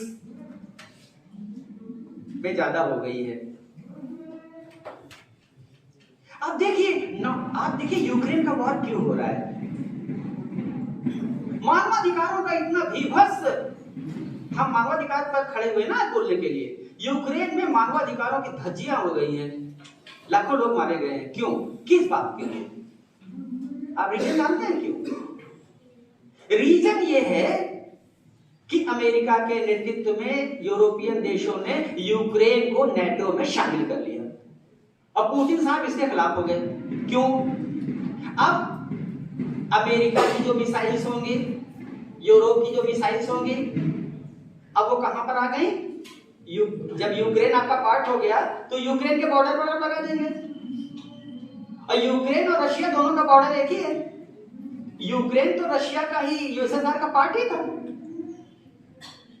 तो ये बताइए कि कोई भी देश अपनी सुरक्षा से कॉम्प्रोमाइज कर सकता है क्या? यही कारण है कि पुतिन साहब ने अटैक कर दिया। तो आपने ऐसा क्यों किया? अगर यूक्रेन एक अलग देश, तटस्थ देश रहता ही तो क्या फर्क पड़ जाता भाई? आपने उसको नेटो में क्यों शामिल किया? क्यों पुतिन को आपने नाराज किया? और सारा जो वॉर चल रहा है ये तो अमेरिका और जो है यूरोपीय देशों के द्वारा जो हथियार दिए जा रहे हैं यूक्रेन को, उसकी वजह से लड़ पा रहा है। नहीं तो एक हफ्ता नहीं लड़ सकता यूक्रेन। अरे कहां रशिया और कहां यूक्रेन, कहां राजा भोज, कहां गंगुतेली? दोनों में कोई समानता ही नहीं है। एक हफ्ते में वहां खत्म हो जाता। ये तो अमेरिका वॉर लड़ रहा है यूक्रेन के नाम पर। Try to understand it. जो चीजें हमको, समुद्र हमको ऊपर से शांत दिखाई देता है, शांत होता नहीं, अंदर अंदर धाराएं चलती रहती हैं, नहरें बहती रहती हैं।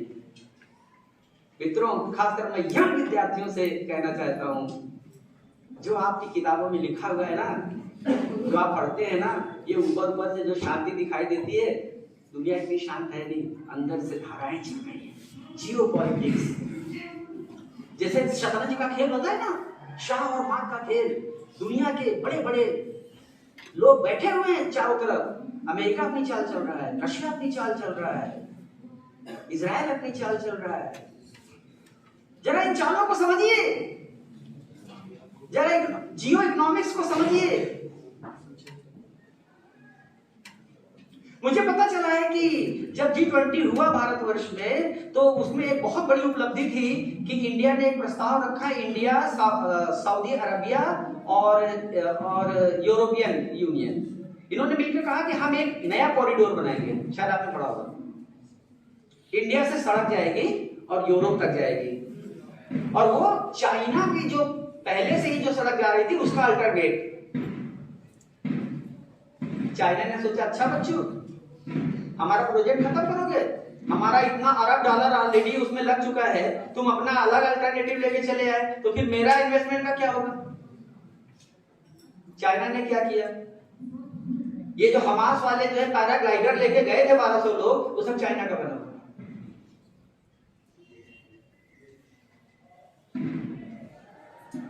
ये जो इजराइल और हमास का युद्ध नहीं है, ये इजराइल और हमास का युद्ध नहीं है। हमास की क्या औकात है जी? हमास के पीछे चाइना है, हमास के पीछे ईरान है, और ये कतरी लोग हैं, जहां उनके देश में सारे हमास के लीडर बैठे हुए 5 स्टार्स में। नहीं, हमास की क्या औकात है, लड़ेगा वो?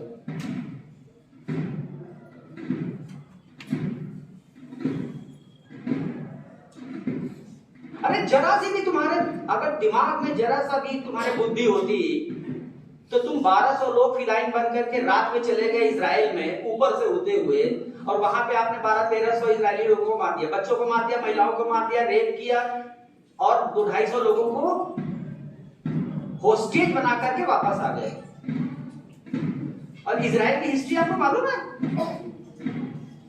आपको इजराइल की पावर मालूम है? उसकी मिलिट्री पावर मालूम है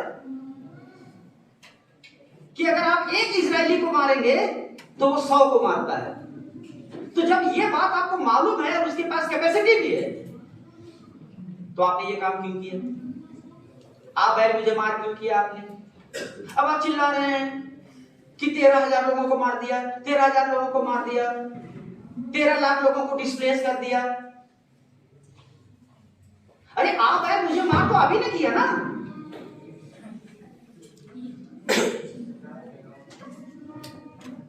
किसी बैर के सामने जाकर के लाल कपड़ा आप अगर आप ऐसे ऐसे हिलाएंगे तो क्या करेगा? उठा के फेंक देगा आपको। इजराइल वही कर रहा है। तो देखिए, दुनिया में दोस्तों, दुनिया में जो कुछ भी होता है ना, उसके पीछे अंडर करंट पता नहीं क्या क्या चलती रहती है। मैं लास्ट पॉइंट पर अपने आना चाहता हूं, अपने लास्ट पॉइंट पर। क्या मानवाधिकार वेस्टर्न, पश्चिमी, क्या मानवाधिकारों के लिए हमें पश्चिम के देशों की पूजा करनी चाहिए कि आपने बहुत कृपा किया, मानवाधिकारों की संकल्पना दे दी, आइए हम आपका पैर धो लें?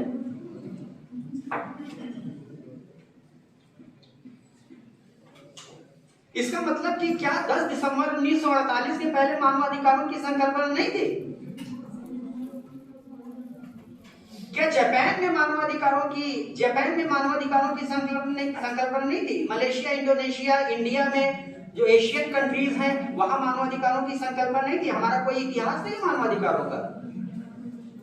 क्या हम लोग ह्यूमन हैं?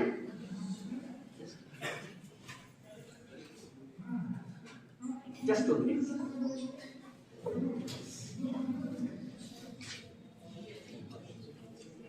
देखिए, 2-3 शब्दों का मैं नाम ले रहा हूं बस।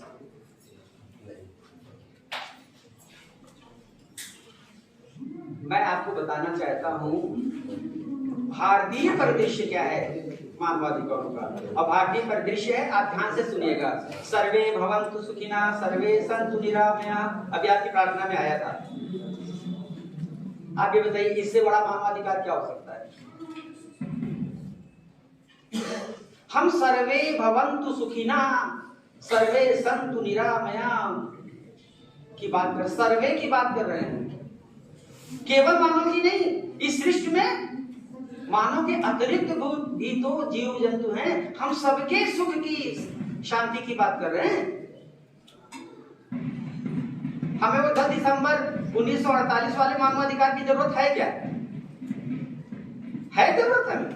जी नहीं। दूसरा, वसुधैव कुटुंबकम, मोदी जी ने ये कहा, वसुधैव कुटुंबकम। जब हमने इस पूरी दुनिया को अपना परिवार मान लिया और जब इसके सारे सदस्य हमारे भाई और बहन हो गए, तो ये बताइए कि क्या एक बहन को एक बहन से, एक भाई को भाई के विरुद्ध मानवाधिकारों की जरूरत पड़ती है क्या? घर में मानवाधिकारों की जरूरत पड़ती है क्या? भाई बहनों को घर में ही मानवाधिकारों की जरूरत पड़ती है? कभी नहीं पड़ेगी। और इसीलिए कभी किसी हिंदुस्तानी ने मानवाधिकार का उल्लंघन नहीं किया। क्यों? क्योंकि हम ये मानते हैं वसुधैव कुटुंबकम। आप पूरी दुनिया में ये नारा फैला दीजिए, वसुधैव कुटुंबकम, मानवाधिकारों की जरूरत खत्म हो जाएगी। और हमारे गोस्वामी तुलसीदास जी ने लिखा, परहित सरिस धर्म नहीं भाई। सबसे बड़ा लॉ क्या है? सबसे बड़ा धर्म क्या है? परहित, अपना इंटरेस्ट नहीं, दूसरे का कल्याण के बारे में सोचना, दूसरे के सुख के बारे में सोचना, यही सबसे बड़ा सुप्रीम प्रिंसिपल है, सुप्रीम लॉ है। आप कितना भी LLB LLM कर लें, और लेकिन अगर ये जीवन मूल्य हमारे जीवन में नहीं है, हमको ये नहीं सिखाया गया, इसकी प्रैक्टिस नहीं कराई गई, तो हम सब जो है वो अनगाइडेड मिसाइल बन जाएंगे। पढ़े लिखे लोग तो बनेंगे, लेकिन हम एक पोटेंशियल थ्रेट है सोसाइटी के लिए। जो जितना दुर्भाग्य से हिंदुस्तान में आज हम लोग जितना ज्यादा से ज्यादा कोई आदमी पढ़ लिख जाता है ना, वो सोसाइटी का उतना बड़ा एक्सप्लॉइट करता है। आईएएस घूस लेगा तो 1 करोड़ से कम घूस नहीं लेगा, कमिश्नर लेगा तो 2 करोड़ से कम नहीं लेगा, एसपी लेगा तो कम 20 लाख से कम नहीं लेगा। जो जितने बड़े पद पर है उतना ही समाज के लिए घातक है। कभी भी समाज का भला नहीं होगा। आपको अपनी शिक्षा व्यवस्था बदलनी पड़ेगी। और देखिए, मानव अधिकार, आप पहले देखिए, अधिकार के पहले मानव लगा हुआ है। पहले आप मानव को मानव समझिए। मानव को तो आपने मानव समझा नहीं। पहले हर विद्यार्थी को यह सिखाया जाना चाहिए कि हर मनुष्य को पहले मानव मानो, दिल से मानो, मुंह से नहीं, दिमाग से नहीं, दिल से मानो। पहले मानव मानो, तभी मानवाधिकार की बात हो पाएगी। और देखिए, मैंने यही से शुरुआत किया था। स्वामी विवेकानंद शिकागो में जब गए थे तो उनका पहला शब्द था brothers and sisters of America. याद है आपको? पहला यही उनका सैल्यूटेशन था, ब्रदर्स एंड सिस्टर्स ऑफ। तो क्या अमेरिका के लोग उनके भाई बहन थे? वही वसुधैव कुटुंबकम, वही वेदांत दर्शन, सभी में एक ही आत्मा देखना। स्वामी विवेकानंद विश्व के सभी मानवों में एक ही आत्मा देखते थे, इसीलिए उन्होंने संबोधित किया brothers and sisters of America.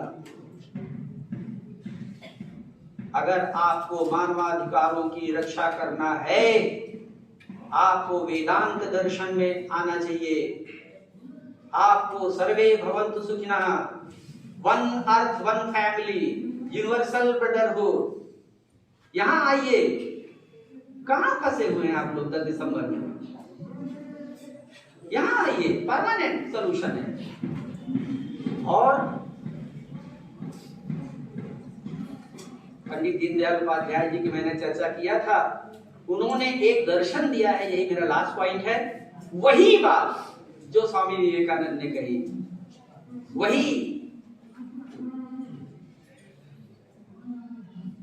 वही बात वसुधैव कुटुंबकम, उसी बात को दूसरे शब्दों में स्वामी पंडित दीनदयाल उपाध्याय जी ने कॉन्सेप्ट ऑफ इंटीग्रल ह्यूमनिज्म, मैं सभी विद्यार्थियों से हाथ जोड़ करके निवेदन करूंगा कि आपकी लाइब्रेरी में किताब होगी, नहीं तो हमारे हेड साहब मंगा लेंगे। इंटीग्रल ह्यूमनिज्म, एकात्म मानववाद, एकात्म मानव दर्शन वही है। और मैं ये निवेदन करूंगा कि अगर इस कॉलेज का नाम सनातन धर्म कॉलेज है तो ये पहल यहीं से होनी चाहिए। एक नई शिक्षा की व्यवस्था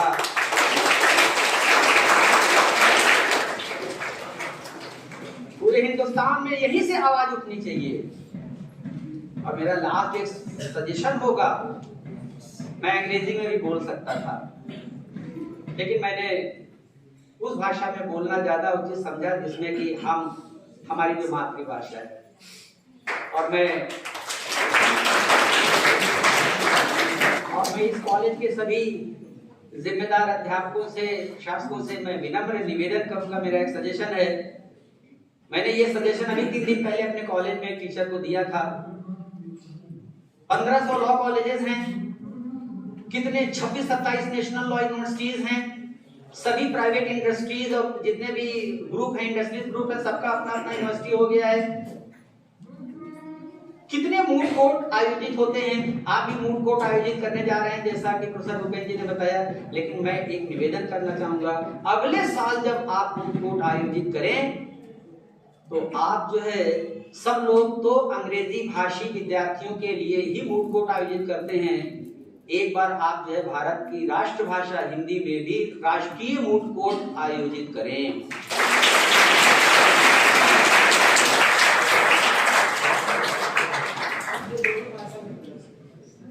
केवल हिंदी में करें, केवल हिंदी में करें।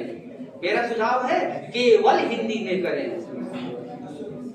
जो हिंदी भाषा में बोलने वाले लोग हैं, हिंदी भाषा में सोचने वाले लोग हैं, उनकी भी प्रतिभा आगे आए। क्यों? हिंदी भाषा का विद्यार्थी बेचारा जो है वो थर्ड वर्ल्ड कंट्री की तरीके से वो बाहर है, स्टेज के बाहर है। कहीं उसको सारे जर्नल 98% लॉ के जर्नल अंग्रेजी में, सारे मूड कोर्ट 98% अंग्रेजी में। हिंदी माध्यम वाला विद्यार्थी कहां जाए बेचारा वो अपनी प्रतिभा दिखाने के लिए। बहुत बहुत धन्यवाद।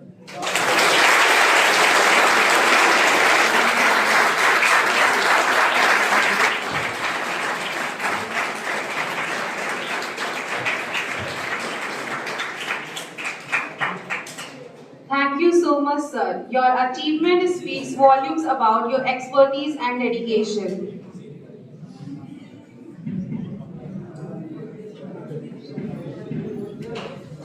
Okay, everyone, can I have a standing ovation for our respected chief guest?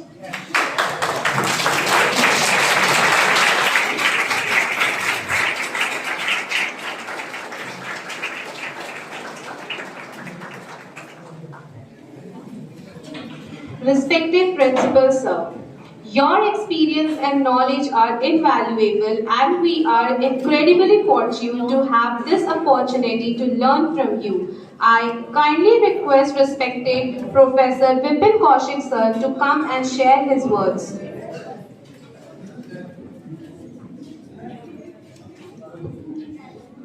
आज के कार्यक्रम के मुख्य वक्ता professor Shailendra Gupta ji, एब्सेंसिया joint secretary Shrimati Nitu Singh जी, हम लोगों के वरिष्ठ प्राध्यापक श्री रामकृष्ण जी, विभागाध्यक्ष प्रोफेसर अजय जायसवाल जी, सम्मुख उपस्थित समस्त शिक्षकगण एवं प्राध्यापक, प्यारे बच्चों, एक बहुत ही अच्छे वक्तव्य के बाद अब ज़्यादा कुछ बचा नहीं है। तो हम लोग तो अक्सर मिलते ही रहते हैं, तो हम लोग फिर कभी बात करेंगे,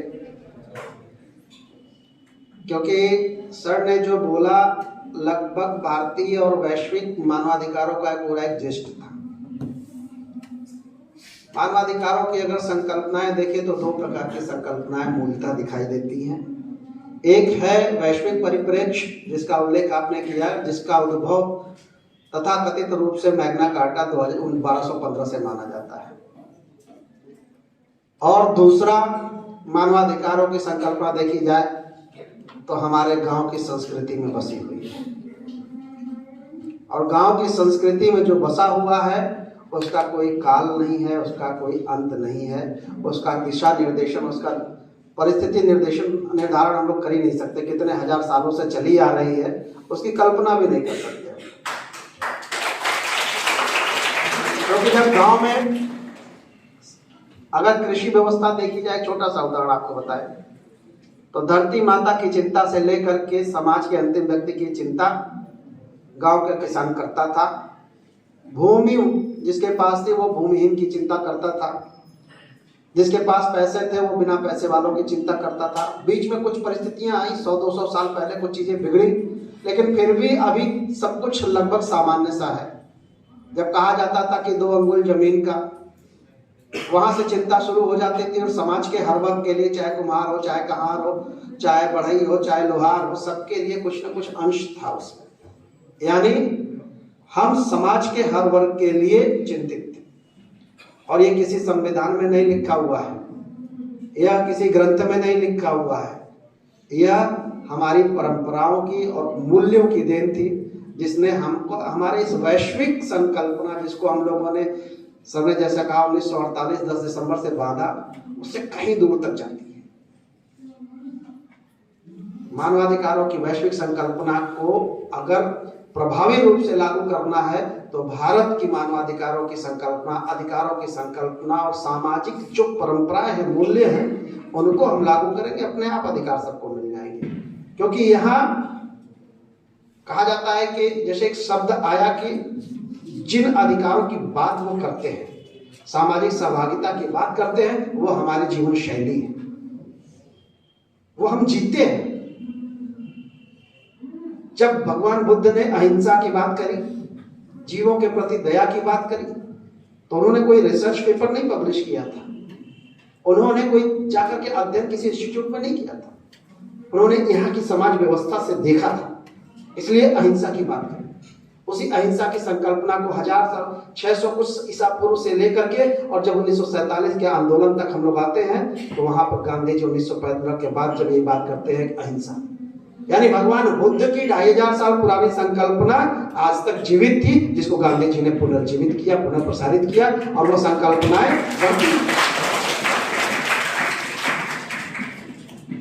उन्होंने कहा कि हम मनुष्यों के अधिकारों की रक्षा करेंगे, जैसा सर ने कहा, हमने कहा मनुष्य नहीं, हम सृष्टि के अधिकारों की रक्षा करेंगे, हम उन जीवों की रक्षा करेंगे जो सृष्टि में दिखाई भी नहीं देती, उन पहाड़ों की रक्षा करेंगे जिनको हम पूजते हैं, उन नदियों की सुरक्षा करेंगे जिनसे हमको जल मिलता है, यानी पूरा जो जीवन चक्र है, लाइफ साइकिल है, उसकी रक्षा करेंगे। क्योंकि लाइफ साइकिल अगर डिस्ट्रॉय हो जाएगा तो ह्यूमन भी डिस्ट्रॉय हो जाएगा।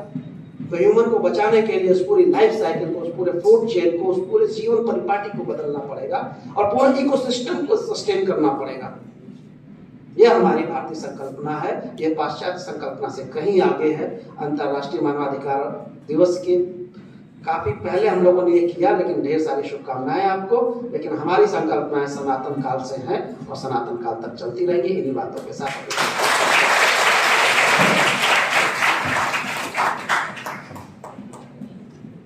Thank you so much, sir. Now I kindly request Shri Rajesh Vishkarma sir for the vote of thanks.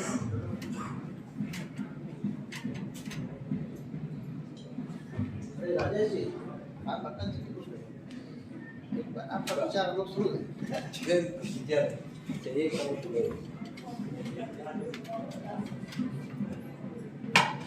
I kindly request respected Ram Bhagar sir to share a few words.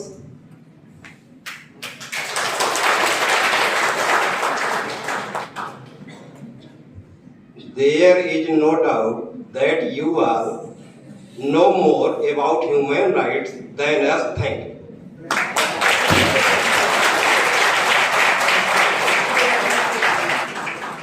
Thank you so much, sir.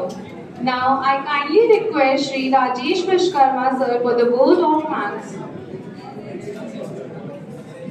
Thank you, Samya, to call me up as for the vote of thanks. I, Rajesh Kumar Vishkarma, Assistant Professor, Department of Law. I have just joined this department, this great and glorious institution of North of India, BSSD College, through selecting from Uttar Pradesh Higher Education Service Commission. I express my heartiest thanks to Professor Shailendra Kumar Gupta sir from renowned institution Kashi Hindu विश्वविद्यालय, जिन्होंने आज बड़ा ही अमूल्य समय हम लोगों को दिया। निश्चित रूप से सर हमारे समस्त छात्र और हम लोग आपने जिस तरीके से मानव अधिकारों के बारे में विभिन्न आयामों पर चर्चा की है, हम लोग लाभान्वित हुए हैं। थैंक यू सर कि आपने अपना अमूल्य समय निकाल कर हम लोगों के मध्य पधारे हैं। मैं हृदय से आभार व्यक्त करना चाहता हूँ हमारी joint secretary board of management Neetu ma'am का, जो यहाँ से जा चुकी हैं। मैम का बड़ा ही ग्रेट कंट्रीब्यूशन रहता है, बच्चों के भविष्य को संवारने के लिए मैम हमेशा तत्पर रहती हैं और इस दिशा में कार्य करते हुए हम लोगों को बहुत कुछ सीखने को मिलता है। थैंक यू मैं मैम के लिए भी करना चाहूँगा और आपसे निवेदन करूँगा कि आप एक वोट ऑफ थैंक्स के लिए क्लैपिंग करें मैम के लिए, जो हमारे मैं इस कड़ी में अत्यंत सौम्य व सरल हृदय के धनी हमारे प्राचार्य जी प्रोफेसर विपिन चंद्र कौशिक सर को धन्यवाद ज्ञापित करना चाहता हूं कि सर आप सदैव हम लोगों के मनोबल को बढ़ाते हैं, वह नित्य नया करने के लिए प्रेरित करते रहते हैं। धन्यवाद सर कि आपका मार्गदर्शन हम लोगों को सदैव प्राप्त होता है और हमको नित्य नवीन करने के लिए प्रेरित करता है। धन्यवाद सर। हमारे विधि विभाग के प्रभारी एवं मुख्य अनुशासक BSSD college professor A B Jaiswal sir को मैं धन्यवाद ज्ञापित करता हूं कि सर प्रतिदिन एक नए कंसेप्ट पर बड़े ही उत्साह के साथ काम करते हैं और प्रयास करते हैं कि इस एक्स्ट्रा एक्टिविटीज में लगभग सबकी सहभागिता हो। जायसवाल सर वर्तमान समय की मांग के अनुरूप सदैव प्रयास करते हैं कि एलएलबी व बीएलएलबी के छात्र सिर्फ नेशनल लेवल पर ही नहीं बल्कि इंटरनेशनल लेवल की संस्थाओं से जुड़कर कुछ नया जो मॉडर्न ट्रेंड आज लॉ की फील्ड में है के साथ जुड़कर अपने भविष्य का निर्माण कर सकें, अपने परिवार, देश और इस कॉलेज गौरवमयी संस्था का नाम रोशन कर सकें। धन्यवाद सर, थैंक यू कि आप ऐसा विचार रखते हैं, प्रयास करते हैं। मैं धन्यवाद ज्ञापित करता हूं हमारे विभाग के सीनियर प्रोफेसर श्री रामबकर सर का, जो हम लोगों को प्रेरणा देते रहते हैं। बहुत बहुत धन्यवाद सर। कई बार सर कुछ ऐसी बातें भी करते हैं जिनको जब हम दूसरा पक्ष देखते हैं तो लगता है कि कबीरदास जी का जो दोहा है, निंदक नियरे राखिए आंगन कुटी छवाए, तो सर हमें हमारा वास्तविक आईना दिखाते रहते हैं और प्रेरणा देते हैं कि जीवन में अगर आगे बढ़ना है तो आप अपने वास्तविक चेहरे को देखेंगे तो निश्चित रूप से आप अपने को ग्राइंड करेंगे और आगे बढ़ेंगे। क्लास में बच्चों की तालियां सबसे ज्यादा सर के क्लास में बजती हैं, तो मैं चाहूंगा कि सर के लिए आप लोग